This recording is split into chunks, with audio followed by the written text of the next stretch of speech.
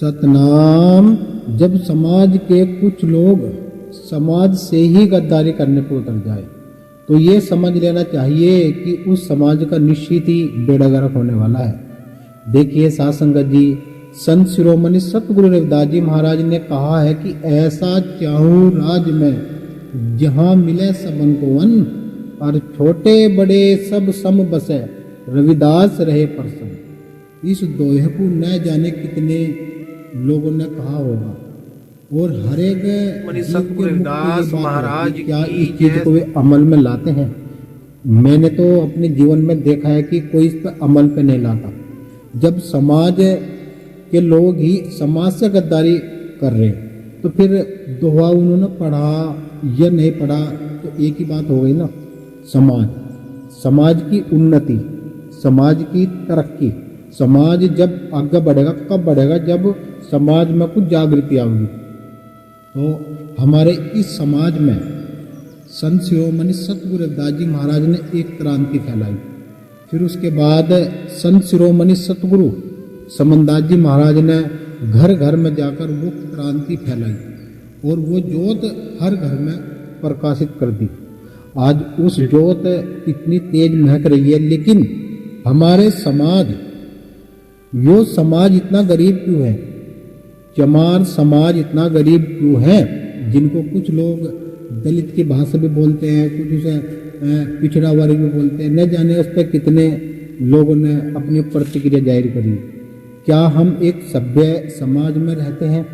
यदि हम एक सभ्य समाज में रहते हैं तो क्या वो सभ्य समाज इस बात की हमें अनुमति देता है कि हम किसी एक दूसरे की काट करें? क्या वो सभ्य समाज हमें ये नहीं सिखाता कि हम कभी भी किसी की निंदा चुगली ना करें?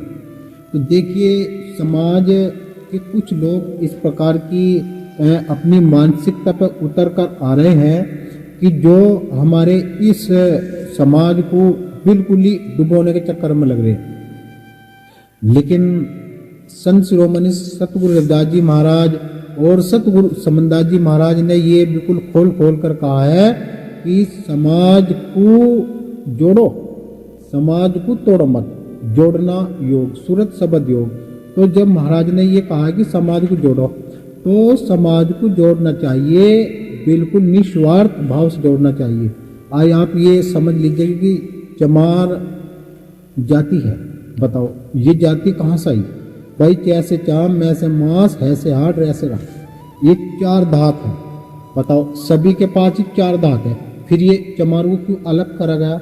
चमार तो ये बेचारे वैसे ही परेशान है, इनके द्वारा कुछ हिल्ला नहीं है, रोजगार नहीं है, कुछ जमीन जायदाद नहीं है।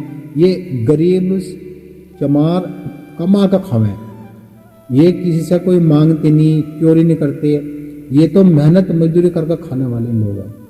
और जब ये मेहनत मजदूरी करके खाने वाले लोग हैं, लेकिन ये फिर भी गरीब क्यों होते जा रहे? इसके पीछे का बहुत बड़ा एक कारण है।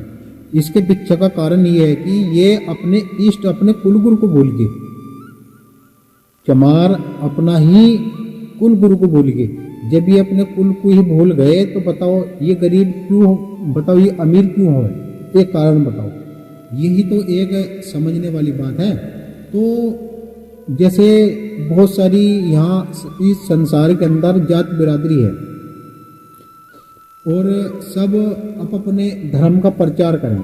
बताओ एक संत का, एक परमात्मा का, एक सतगुरु का क्या धर्म है? क्या कोई उसका धर्म हो सकता है?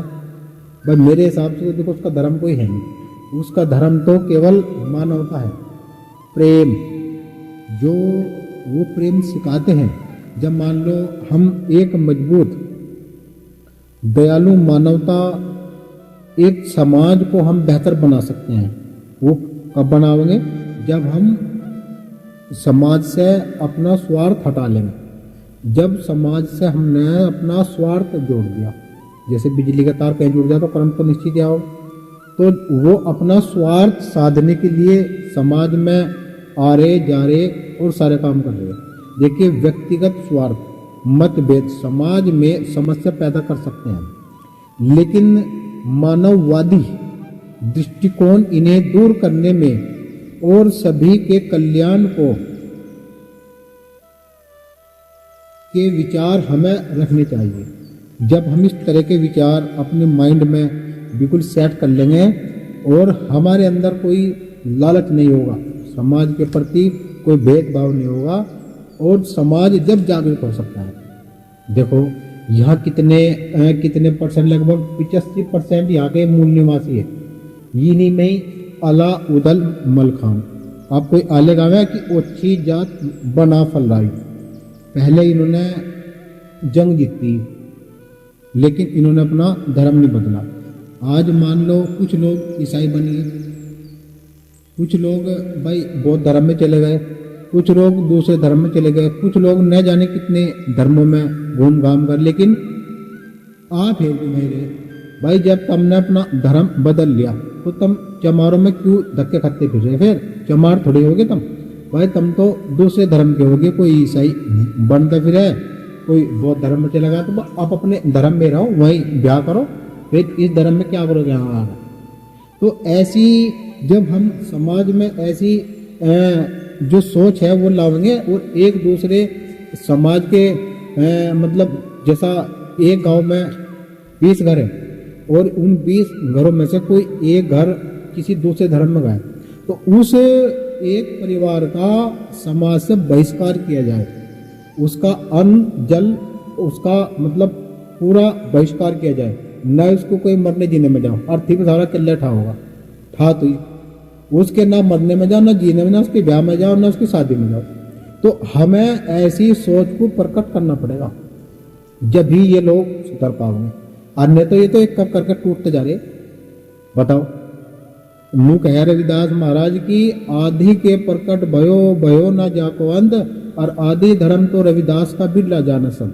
क्या मतलब भाई, उस धर्म की बात तो कोई करता ही नहीं जो यहाँ का मूल धर्म है, जो एक सिद्धांत है। उस सिद्धांतों की तरफ तो कोई नजर ही नहीं कर रहा। बताओ, कोई आवे तो उसकी बताइयो, कोई आवे न को उसकी बताइयो। अरे एक सतगुरु सबसे न्यारा हो अखंड, नहीं वो कोई इच्छा में है, वो तो निर इच्छा है। सदैव इस मानवता की वो उन्नति करता है।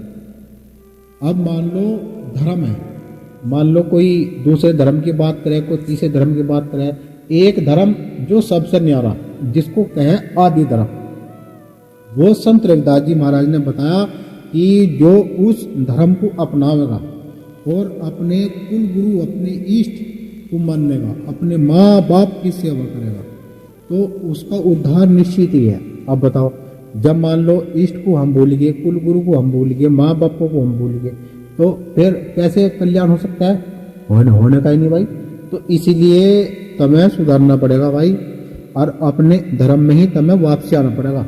जितने भी लोग इस वीडियो को देखते हैं तो भाई विचार करें और अपने आस पास में एक दूसरे की तरफ को देखें कि कोई किसी धर्म में अगर जा रहा या कोई दूसरे धर्म बदल रहा तो उसका बहिष्कार किया जाए, उसका बिल्कुल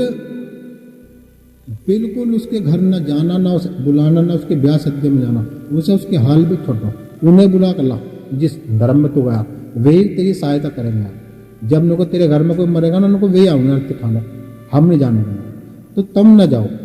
तो कोई भी ऐसी अगर तुम्हें कहीं ऐसा कोई नजर आता हो जो अपना धर्म जिसने त्याग दिया हो, उसकी कोई सहायता न करे। अब तो भारत सरकार ने भी ये फैसला सुना दिया है कि यदि कोई दूसरे धर्म में जाएगा तो उसको उसी धर्म में ही रहना पड़ेगा, इस धर्म में फिर उसका कोई मतलब नहीं बनता।